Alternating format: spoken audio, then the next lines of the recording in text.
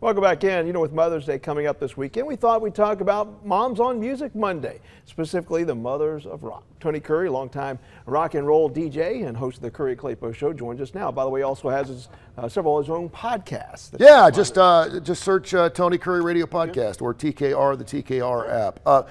Lady Gaga this past Saturday night played before 2.5 million people on Copacabana Beach. Of course, beat Madonna's record by almost 1 million folks. It was crazy, and of course, there was some other news that concerning that, as far as in some terrorist attacks. They think that was thwarted. Yeah, that didn't happen. So that was great, and it was a fantastic show. And so I was wondering, I didn't know if Lady Gaga was a mother or not. She's 39 years old. She's married. She talked about wanting to have a child soon, and so she's kind of running out of time a little bit. So I thought it'd be fun. While I know that all mothers are rock stars, right? That's right. There are some rock star mothers that actually make music. Okay, let's run. So I kind of want to go through. So Pat Benatar is notorious, of course, for being very, very successful at the peak of her career. Wanted to become a mother and just gave it all up. Yes. Of course, she's been married for 43 years. Now she's back on the road doing her thing. And touring with her husband.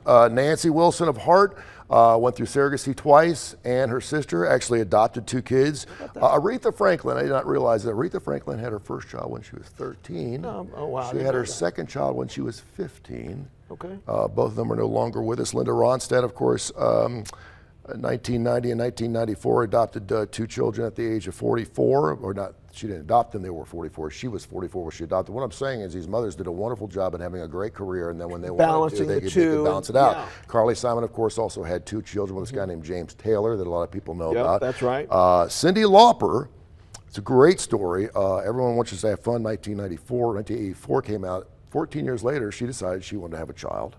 And she tells a great story, if you want to read it, in Rolling Stone magazine, where she was afraid her children were going to see how she was dressing, and so she decided to tone it down and start wearing jeans. Oh, really? Then she went on tour with Lady Gaga and said, you know what?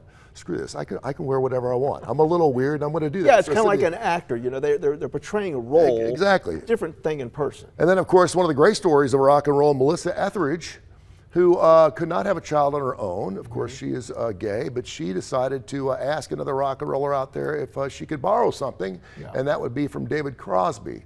And so she had a child through David Crosby, which is just an amazing story. So, and then Chrissie Hynde, I talked to you before we went on the air. I didn't know this.